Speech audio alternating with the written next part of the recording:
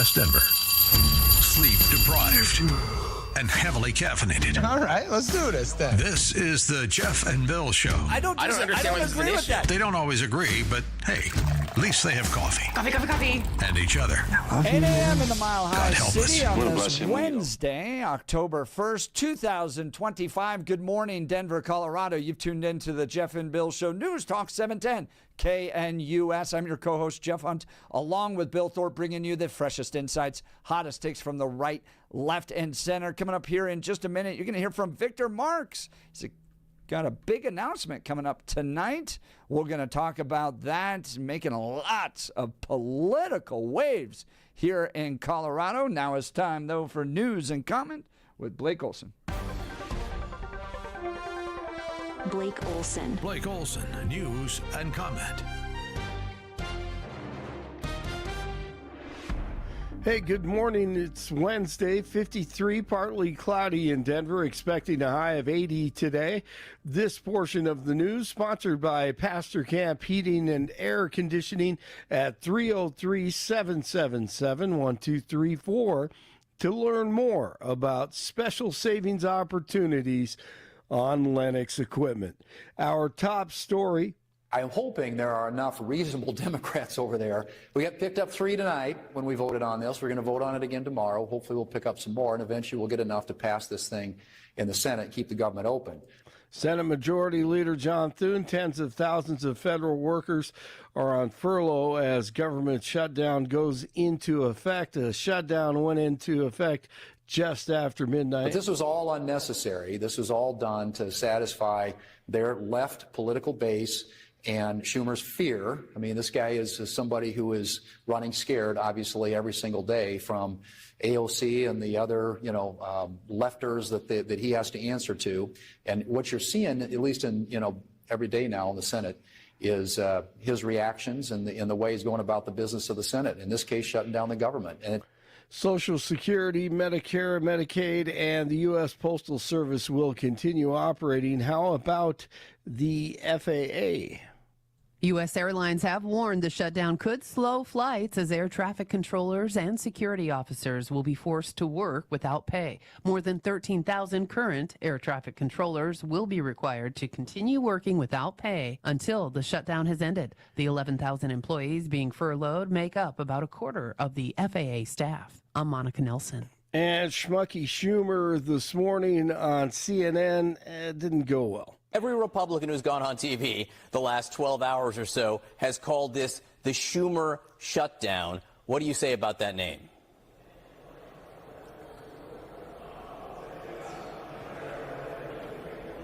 Senator Schumer, can you hear me?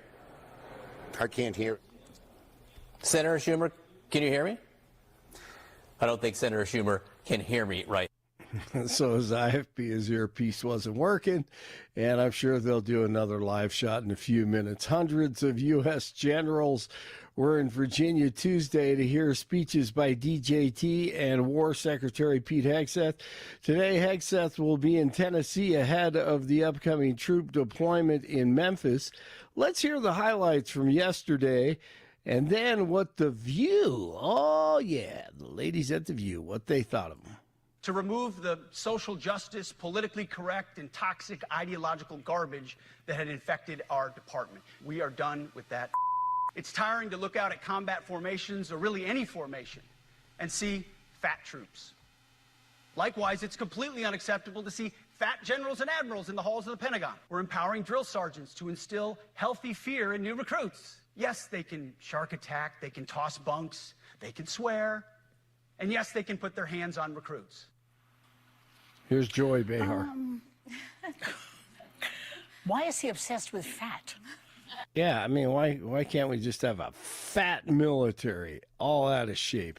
Yeah, and fitness and I mean, they can't be serious. Yes, they are. That is who we are dealing with. A judge is ruling against the Trump administration visa policy targeting international students who are pro-Palestinian. The federal judge on Tuesday sided with groups representing university and faculty and found the administration was in violation of the Constitution's First Amendment.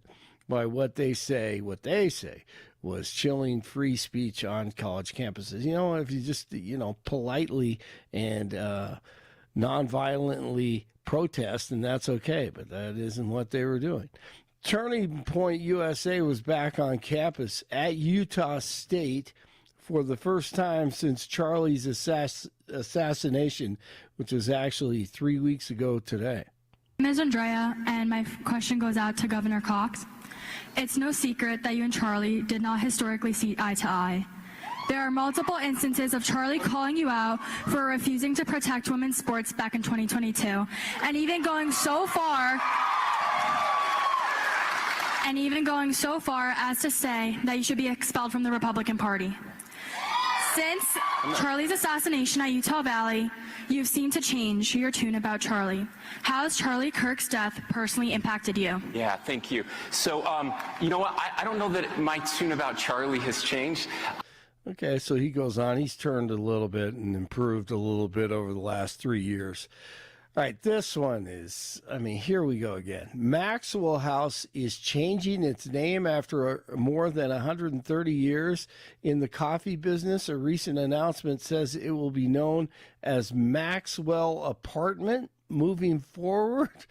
Maxwell House is... What? This is true? That has to be a joke. This was on the wire. I'm like, no way. Maxwell House's parent company says Maxwell Apartment delivers the same delicious taste people know and love. There's no way. Dude, this is real. 100%. Yeah, Today.com is running it. Fast Company, Global Coffee Report. So are they saying, oh, we can't be elitist because, the elites own homes. We want everyone to live in apartments by light rail stations, right? Is that what this is all about? No, it's temporary. It's temporary? Yeah, it's a temporary thing. What they're doing is... Oh, yeah, limited time rebrand. Yeah, this is, because I saw this in a couple of other advertising magazines a little while ago. Okay. The idea is, okay, let's do this. Let's have everybody jump into the Wayback Machine with us. Let's go back to the 80s and the show Mr. Mom, the movie with Michael Keaton. And you'll remember that Michael Keaton's wife starts up as advertising exec at a tuna company, Schooner Tuna. And the whole idea that she comes up with is that Schooner Tuna is going to drop their prices right now temporarily because they understand the tight economic times their customer is facing. That's what Maxwell House is doing, but without the actual discount on the price. What they're trying to do is say, we understand times are tough and we're going to, and we understand not everybody can afford a house. A lot of y'all are in apartments. They're trying to identify with the basic consumer. I'm not certain how well this is going to work. Yeah, they got us talking about That's exactly it. That's all they need. Yeah. And so, again, this is temporary. Yeah, it's only a limited time thing, and they're going to keep the same basic logos, the same basic advertising, but they just want it to look different on the shelf, and they want us talking about it so that maybe someone will make that choice when they get into the stores. Yeah, that's the reason behind it. It's depressing. Really depressing. The Hollywood Actors Union is condemning reports that an AI-generated actor is seeking representation from talent agents. SAG and AFTRA said Tuesday that Tilly Norwood is not really an actor, but a character generated by a computer program. The company that made Tilly Norwood says several talent agencies are looking to cast her in various shows. Baseball postseason, Tigers took Game 1 over the Guardians in the American League Wild Card Series, and the Cubs beat the Padres in the first game of their National League Wild Card Series at Wrigley. The Red Sox over the Yankees, and the Dodgers beat the Reds. And let's see, what do we have here? 51 in Broomfield, 50 in Golden, 53 in Denver. Jeff and Billy continue.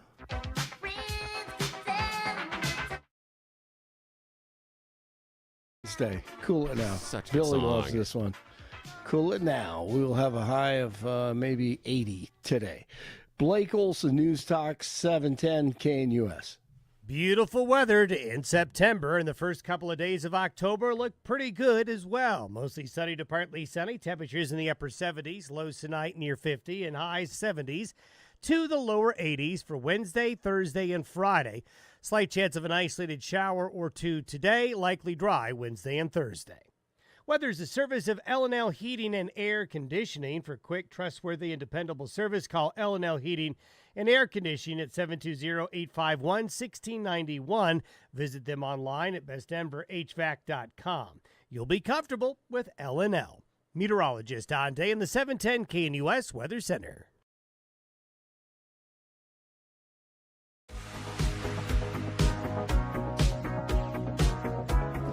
Welcome back to the Jeff and Bill Show. He's shaking up the political establishments here in Colorado, hinting at a possible run for governor. We're going to know a little bit more about that tonight, but he joins us now, introducing himself to our audience for the first time, Victor Marx. Mr. Marx, thank you for taking time to join the Jeff and Bill Show. Yeah, good morning.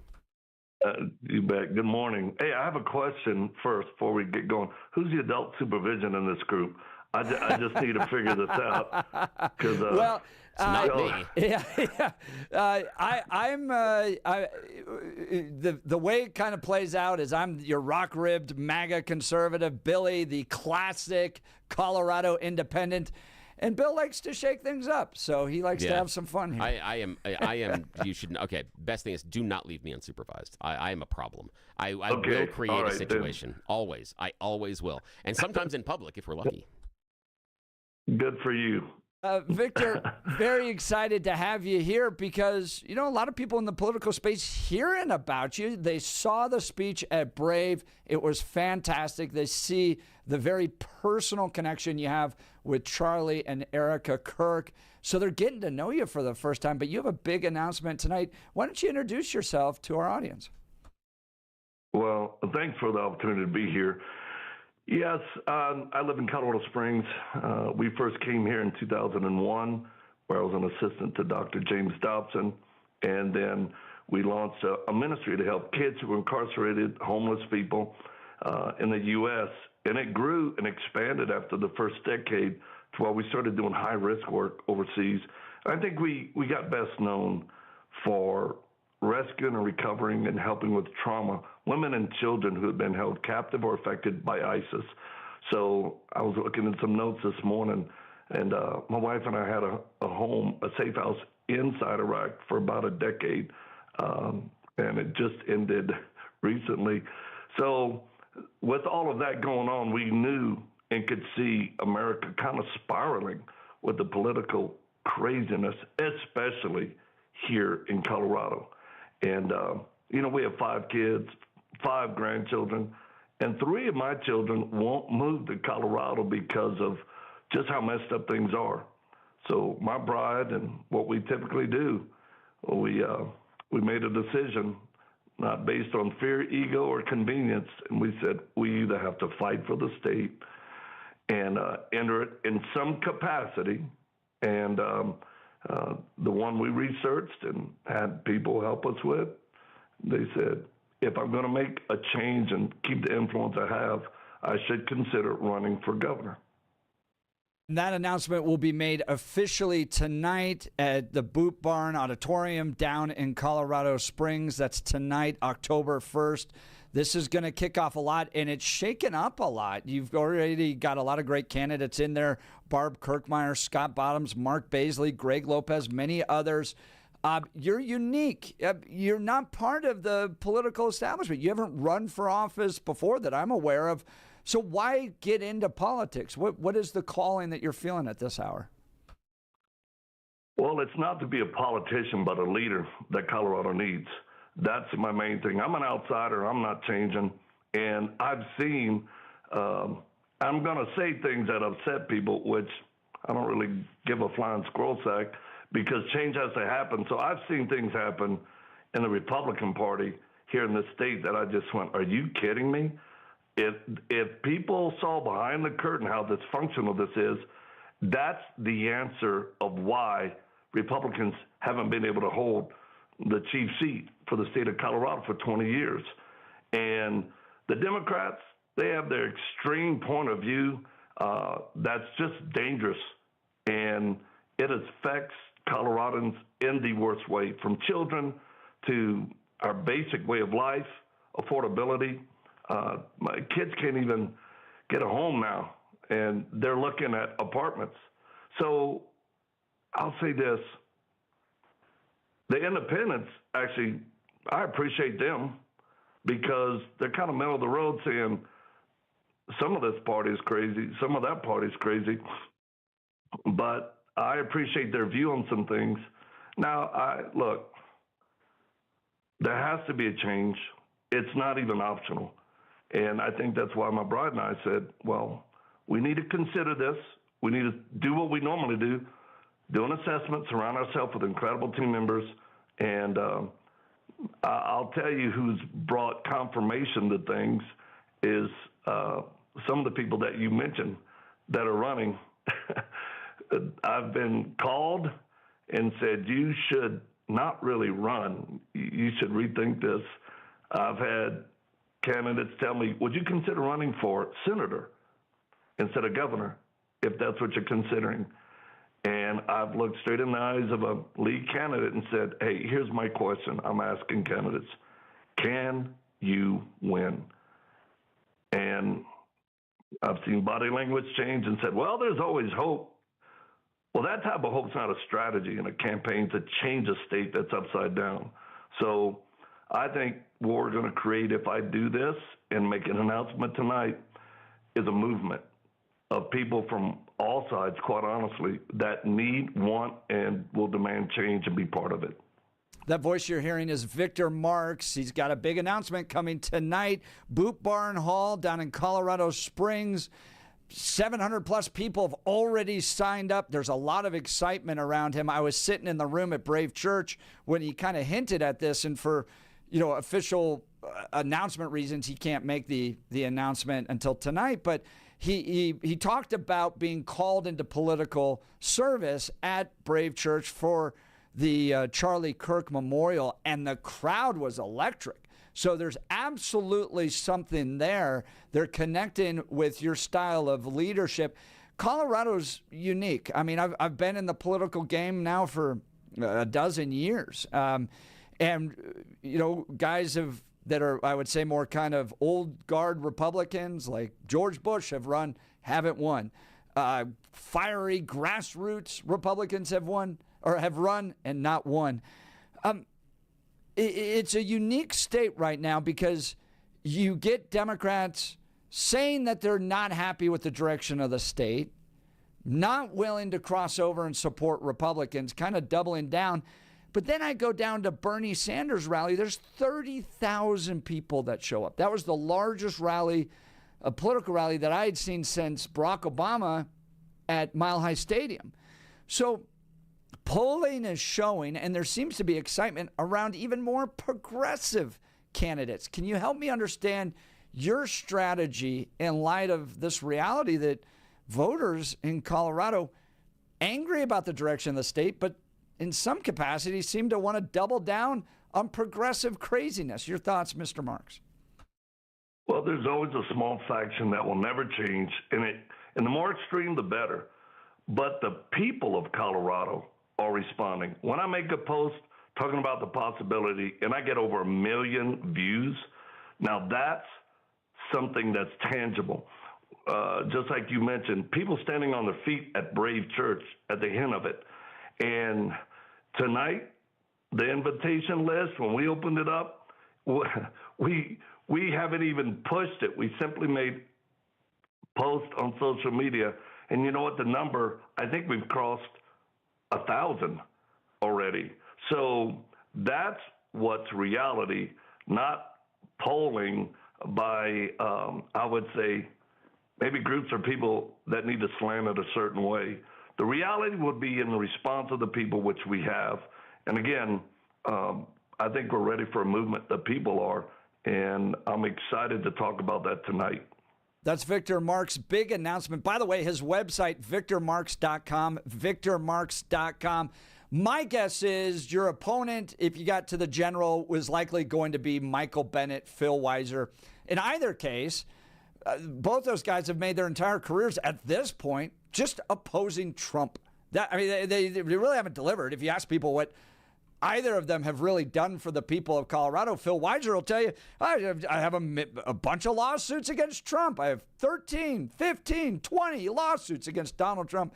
Michael Bennet, I don't know what that guy's been doing in the U.S. Senate and hasn't really delivered much of anything over his political career. So knowing that those are likely the two guys you may face in a general election, what becomes the messaging, what becomes the strategy when people over get a Republican elected governor? Victor Marx.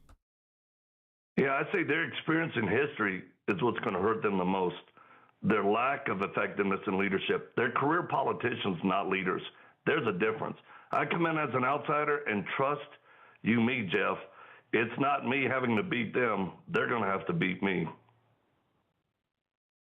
We're talking to Victor Marx. He is going to make a big announcement later today about running for a huge office here in Colorado. Now, I got a couple of things for you, Mr. Marx. First is affordability in Colorado has become more and more difficult. You outlined it yourself with the challenges that your kids are facing. Just kind of, back of the napkin sketch, what do you think is leading to the affordability crisis in Colorado?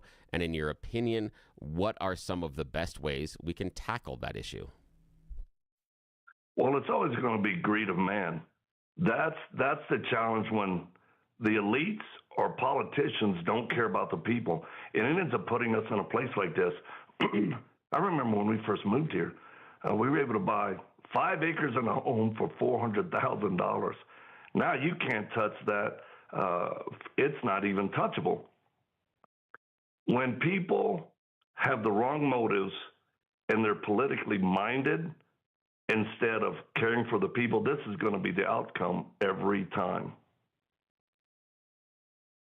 So how do we address that? What are the things we can do? Because if it's greed of man, we can't pass a law against greed per se. So what planks, what possible outcomes or, avenues do we have to go ahead to make it more affordable for the average voter?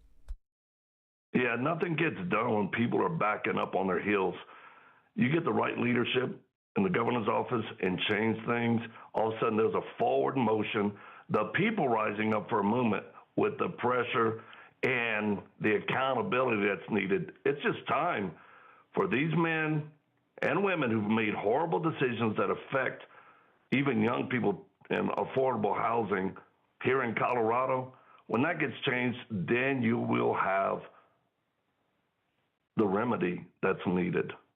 Now, that's Victor Marx's voice. He is going to make a big announcement about running for an office here in Colorado later today. Now, Mr. Marx, Jeff often points out that despite what we see in terms of Colorado, socially, economically, voters are still over and over again electing Democrats. He says he doesn't understand why, as things get more and more expensive, as some of the social issues spiral out of control, why the voters continue to send the Dems back into office. How can you break that cycle? Well, one, you have to be intellectually honest. The Republican Party is so dysfunctional right now. There's a split. I attended an event, and I thought, this is embarrassing. So how are you going to get the younger voters to weigh in and agree with the Republicans unless there's a real leader who doesn't stand for it, who doesn't get in that sandbox of dysfunction? I think the independents are the ones that really have a voice in this as well. And trust you me, Democrats on the extreme side will always stay with what's extreme. But I believe there are many Democrats that are feeling the pain. And when you present the right leadership that they can trust and they know this person's in it, not for themselves and for the people, that's when you'll see a change in voting. And one of the things I think you see, particularly with the candidates that the Democrats put up all the time, is that they're so stale. I mean, look at them across the board. John Hickenlooper, Michael Bennet, Mike Johnston, Jared Polis, Phil Weiser. Can they get more boring and less inspirational? I don't think so. I mean, they just, like, there's no energy to the state anymore. We're talking with Victor Marx. It's going to be refreshing to have this type of energy, passion, and excitement brought to the state here. Victor, I've often said, and I just want to take your temperature. You can agree with me or not on this one. I have stood with Jack Phillips. I have stood with Lori Smith. I have stood with Christian after Christian after Christian who's had to sue the state, go all the way to the U.S. Supreme Court to fight for essentially the same thing over and over again, which is, can you practice your faith in public? Can you own a Christian business and bake a cake? Can you build a website? Can you be Idra Haji and run a Christian camp? It's always over the same thing. I believe under Democrat leadership, Colorado has become the most hostile state to Christianity in the nation. I can't tell you another state where these lawsuits constantly have to go all the way to the U.S. Supreme Court, and the state just shrugs it off and doesn't ever do anything about it. What has happened to Colorado? And what is it like for Christians right now in the state under this type of Democrat progressive leadership? Well, I do agree with you, but I'll tell you, the answer is simple. People just need to rise up. It's not harder than that. When masses of Christians and people of just good faith, it can be other religions, when they realize their ability to live their faith out in public or in private for the betterment of our community and state, when that's under not only duress but attack, all people have to do is stand up. But here's the problem. People will not stand in mass in groups unless there's a good leader. That's how it always is. And that's why they're fractioned out right now. But I promise you, when people see what's coming, they're going to be encouraged, they're going to be engaged, they're going to be active, they're going to be, when I say encouraged, I mean courage put into them for change in our state where we won't be on our heels. We'll be moving forward for freedoms that Coloradans deserve, and they deserve better now. Fantastic. That's Victor Marx. He's got a big announcement tonight. You can connect with him via website, victormarx.com. Victor Marx across all the social media platforms. He was a mentor to Charlie Kirk, remains, he and his wife, mentors to Erica Kirk. He helped shape the great impact that Charlie and Turning Point and Erica are having in this nation, and he's ready to bring that to the state of Colorado. It's very exciting. We appreciate the fact you're stepping up and running and the fact you took time to join us this morning. This is a big day for you. We're going to continue to pray for you and excited to see the speech tonight. Thank you, Victor Marx. Yeah, thanks for the time. Thank you. Appreciate y'all. All right. Would love to hear your thoughts. What do you think of Victor Marx? What do you think of Scott Bottoms, Mark Baisley, all of them? Lots to discuss. Give us a call, 303-696-1971, 303-696-1971. I got another question. Yeah. What I would want to know from the audience, give us a call, and if you were able to sit down with either the Democrat or the Republican candidates for governor, you got them all in a room, what would you tell them are the top priorities they need to focus on? What advice would you give the people running for that office to focus on in order to get the candidate you want in that position to win? If you were given a moment to help strategize the race for governor, what do you tell the Dems? What do you tell the GOP? Where should their focus be? I'm curious what you think. And I would love to know, do you like somebody that doesn't have a political background? Right? Because you could look at somebody like Barb Kirkmeyer, Scott Bottoms, Baisley, Lopez, and all the other ones and go, they've been in the game. They have been fighting this fight. They know how it works down at the state capitol. They could build a good administration. They're political animals, so to speak. And do you lean that way, someone with that type of experience who's been spending years fighting these battles, or do you like somebody that's like, look, this is about leadership at the end of the day. We need strong encouragement, leadership, and all the political experience is secondary to the weight of someone's personality, vision, that type of thing. Because Victor he's new to the political realm. So would love to hear from you. Give us a call, 303-696-1971. On a side note, you and I can fight about this off air, and we will. But on a side note, this is a weird juxtaposition of our conversation last hour as far as choosing someone for meritocracy versus DEI that didn't have the background? It's interesting. Now we're asking the voters, do you go with someone that has been there and done the job in the legislature and moved laws forward, or are you more intrigued by someone who is outside the system who may come in and look at something else? It's not a fair comparison. Yeah, I don't think it's DEI at all. I think it's which skill set do you want? Do you want the political skill set or the leadership skill set? It is interesting that it was all about meritocracy and that DEI is a step out of that. And now we're looking at it through this filter that maybe an advantage is. I'm not saying it's DEI, but I'm saying I'm saying it's an interesting juxtaposition because it's the same choices, it's the same idea, we just have different words. It's just interesting. No, I disagree. And this is just classic you and I, but define merit. So if merit is leadership capability to organize people, set a vision, drive an agenda forward, or is merit political experience, training, history, all that stuff?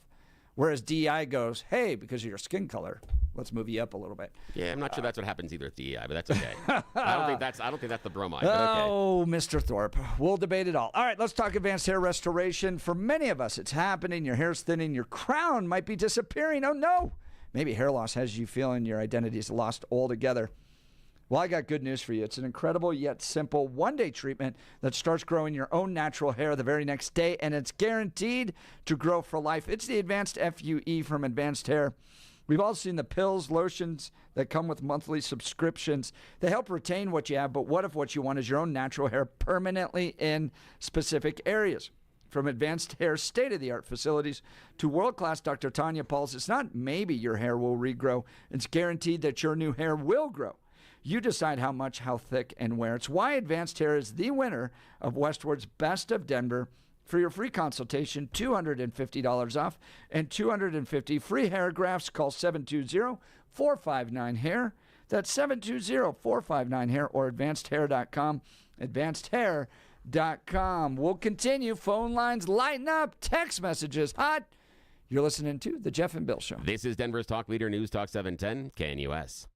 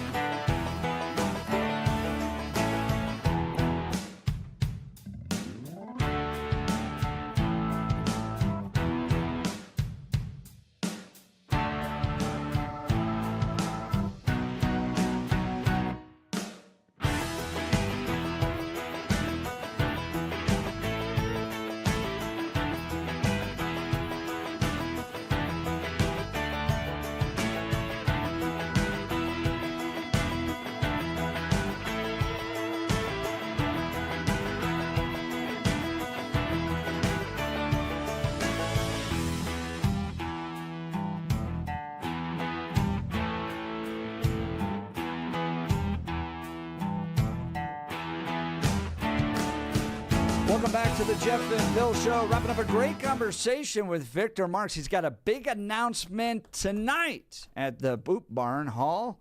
1,000 people showing up.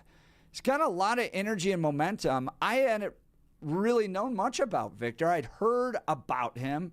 He's got huge followings, millions of people that follow him on Instagram and X and Facebook. And I do this event with for Charlie Kirk's memorial at Brave Church, and I'm watching him speak, and I'm watching the audience respond, and I go, "Wow, there's something here." Like, he connects with people. They love what he's saying. They got the energy and the excitement.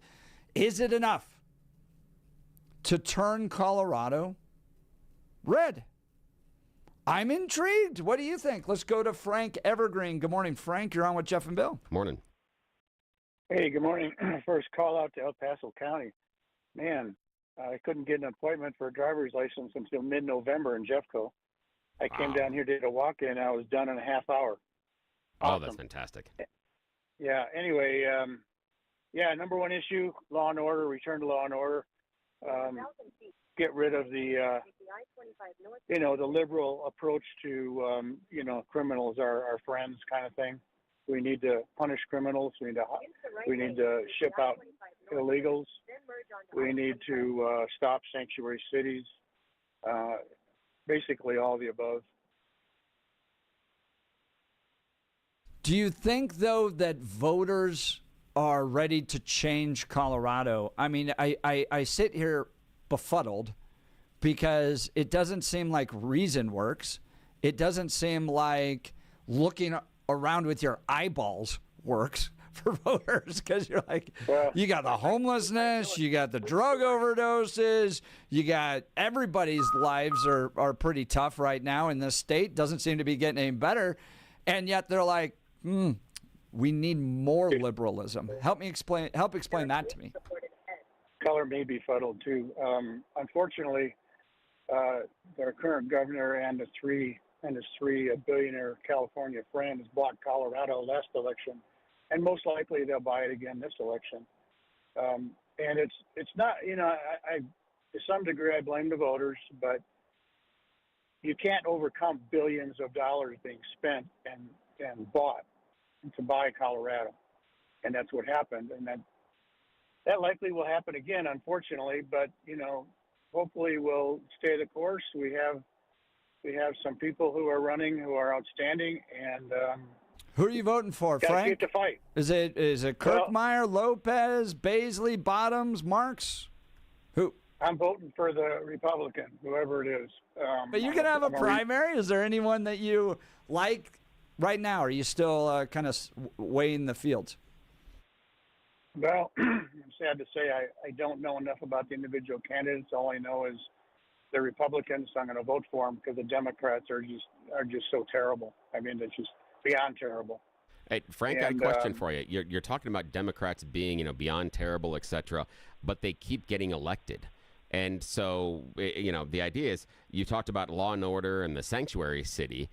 I can see law and order argument, but the sanctuary city policy, do you think that an anti-sanctuary city policy is a winning plank for a Republican candidate for governor in this state, given what you just outlined as the crazy Democrats? Well, number one, you got to have a fighter. I'm not sure which of the candidates is the best fighter, Republican-wise, but as we learned in the presidential election, if you stand up, state your vision, your goals, your mission, and fight for it, you have a chance of winning. But if you're going to be a milquetoast and say, "Oh, I can't be against sanctuary cities because but hang on, Frank, hang on a sec, though. Like me." Frank, I understand that, but in the last election, this state went for Biden, Kamala, not for Trump. So the idea that we got a fighter that stood up and said, "No more sanctuary cities, these immigrants," it didn't work here. That's why I have the question. Is this seems like I'm hearing, let's look at what happened in the last national election and boil it down into Colorado and rinse and repeat, yet the results in the last election in Colorado were starkly different than what we saw nationally. So why would we assume rinsing and repeat will be the path to victory? Billy, you know the numbers better than I do. How many billions did the Democrats dump in this state? Illegally, by the way, because it's against the law, and nobody enforced the law. It's absurd to think that the people of Colorado. But Frank, here's the thing, man. Here's the thing, and I understand the issue about the funding, but this is what I hear all the time in campaigns. I hear one of two things: either I was outspent by my opponent by so much, all of this dark money, all this other money came in, and that's the reason I didn't. Or, despite being outspent by my opponent, I was carried to victory. I hear those things all the time. And I always hear the complaints about the money spent from the side that didn't win. And I understand that. And that is a fair critique. However, it still doesn't change the messaging, because I would argue, regardless of the money, if you have a strong message, that still breaks through. And what I'm looking for is the strong message. And I'm yet to be convinced that anti-sanctuary city policies is going to resonate with a majority of voters in Colorado, given where I see them politically now. I'm not giving voice to my feelings and what I want. I'm talking about what I see in the voting population in Colorado. Is that a winning message? Billy, I'm so happy you're still on the air, because people can listen to you and then take the opposite of it and be the truth. The truth is, we need a fighter. We have a fighter as a president, and he never stopped. Because the election was, the 46th election was stolen from him. He never stopped. We need a fighter. Voters love fighters, and they will vote for them, and they'll get out off the couch and go vote. Dan or Frank, to that point, I do think there's something very unique about how people are drawn towards strong leadership, and that's why I'm intrigued by Victor Marx. Yeah, and Frank, I appreciate it. Thank you. And I will say, I asked that question to you very, very directly, and you repeated your previous answer. You didn't actually go where I was asking about it, and yet you did manage to slide in an attack against me personally about me being wrong. But you didn't demonstrate why or how I was going to be wrong. I asked you an open, fair question, man. But, oh well. Well, join the conversation, 303-696-1971. Text us on the Dan Caplis Law text line at 720-819-5115. Speaking of strong leadership, delivering for the state. Gosh, you'd be a great statewide candidate, too. Dan Caplis with Dan Caplis Law. I have adored our friendship. He is just a one-of-a-kind guy, very accessible. But what matters to you is that he delivers justice for Colorado families, winning a $200 million verdict for a family that had lost their daughter on that Glenwood Canyons Adventure Park ride, discovering that the company had a policy to override safety concerns. And a policy. They train their people to override safety concerns. He discovered it, held them accountable. Now everybody in Colorado is a little safer because of Dan Caplis' work. If you've been injured in a serious motor vehicle crash, you need to call Dan Caplis. Dan is believed to be the only lawyer in Colorado history to win 5 straight multi-million-dollar verdicts in Colorado crash cases. Dan is also believed to have won the largest truck crash verdict in Colorado history. Dan Caplis Law is the official law firm partner of the Denver Nuggets and the Colorado Avalanche. Dan Caplis Law is a serious firm for serious cases. Dan accepts righteous injury cases on a percentage fee basis so that he can represent good people from all walks of life without regard to ability to pay. So if you need Dan's help, give him a call, 303-770-5551, 303-770-5551, or hit dancaplisLaw.com. That's Dan, CAPLIS Law.com. We'll continue. Phone lines are hot. Text messages even hotter. You're listening to The Jeff and Bill Show. This is Denver's talk leader, News Talk 710, KNUS.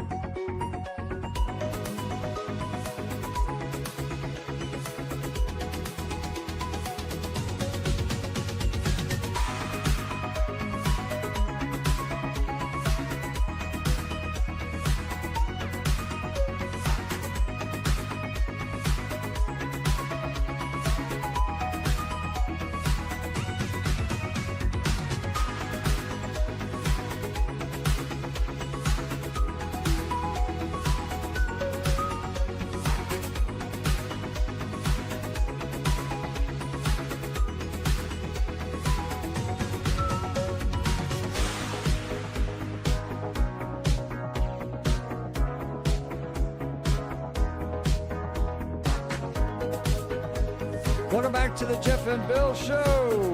Talking to Victor Marx. He's got a big announcement coming tonight with regards to a big political office. Likely running for statewide as a Republican, but you're going to have to watch that. It's at 7 p.m., I think, tonight at the Boot Barn. 1,000 people showing up, RSVP. Victor Marx across all the social media platforms if you want to follow him there. Definitely interested in Victor Marx, writes 9310. But can he win in the atheist ghettos of Denver and Boulder? Good question.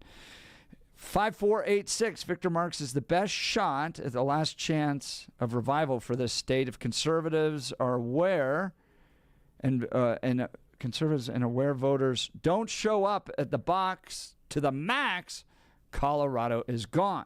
3377, I heard Victor at Brave Church, a real man. I'm concerned about crime, drugs, and density of apartments. We need townhouses and condos. For first-time buyers, less regulations. I'd like to hear more about his policies. I like Barb Kirkmeyer's experience. I don't want a candidate that polarizes groups like Dave Williams did. Lastly, who drinks Maxwell House? Well done. Yeah, that freeze-dried. That is. 3377, listening throughout the fullness of the show. Well also, done. Shout out to Herb who called off air that wanted to remind us today. The evening starts the Day of Atonement for our Jewish brothers and sisters. So, yeah. Very good. Thank you, Herb. All right, let's go to Dean. Good morning, Dean. You're on with Jeff and Bill. Morning. Morning, sir. Yes, indeed. Well, it is true Colorado is in debt and the federal government is in debt, but our situation should be awakened by what's going on in the rest of the country. Yeah, in what way? Yeah, explain it. We're apathetic here in Colorado to realize what's going on in the Southeast, particularly. California's, up its own. Yeah, you're saying apathetic about what's going on. What do you feel is going on? And the where I'll go with that is, again, I go back to the idea that Jeff talks about here, that despite what many people say is Colorado falling apart, the voters still elect Democrats. So one, I'm asking you what's falling apart, and two, is it going to be enough to get somebody that does not have a D behind their name elected to the governor's mansion? That's a really excellent question. There's only one that I know that has that possibility. Yeah, who do you think? I think Greg Lopez would be an excellent candidate. Interesting. I like Greg a lot. Yep. He's the only one that's got common sense. Well, I mean, experience and correct direction and a plan. Interesting. I appreciate that. What do you think? What do you think is the top voting line issue if you had to advise the Republican and Democrat candidates for governor in our state? What would you put as item number one on the list they need to pay attention to? Well, particularly the economy and direction is the problem. I mean, we're DEIing and doing all this goofy stuff here in Colorado. Yeah, and, I mean, guys, I appreciate we all want to bring rationality to it. All right. I've walked around these protests. Let's just go back to the Day Without an Immigrant protest, okay, which was a bunch of white suburban liberal women and a mariachi band, okay? We have a state that's bankrupt. We have a city that's laying off its own employees. And they're hosting a rally to mourn the fact that we may have illegal immigrants leaving the state. Okay? There's a whole level of irrationality that we just run into like a brick wall.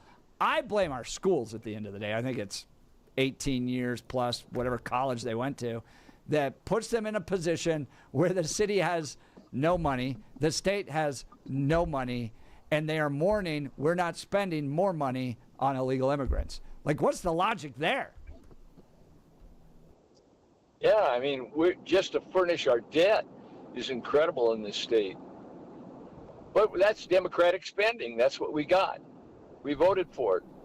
As did California. Look at the state they're in. Yep. Yep. Dean, I appreciate the call. Thanks so much. Let's get to Tom. Let's go to Tom, Arapahoe County. Good morning, Tom. You're on with Jeff and Bill. Good morning, Tom. Hey, good morning. I believe Colorado's lost to the blue partly because of apathy of conservative voters, and mainly because I've seen it through the number of years.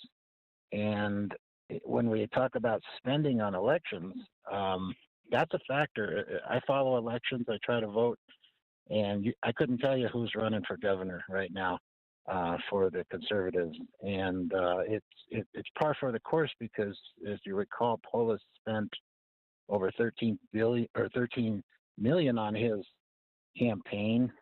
Like 12 came from his own pocket, and the other candidate spent about $3 million, and 2 from her pocket. So as you can see, that spending has a lot to do with it, and if it's nothing more than name recognition or getting the message out there, that's the big thing. But if you're a conservative donor, would you donate to a candidate in Colorado? Nope, Is it a good investment? Nope, absolutely not. Yeah, that's part of the problem, too. Well, Yeah, Tom, I well, appreciate the call. Yeah, We're up thanks, against Tom. the top of the hour here. We'll continue. The debate continues. You're listening to The Jeff and Bill Show. This is Denver's talk leader. We are News Talk 710 KNU.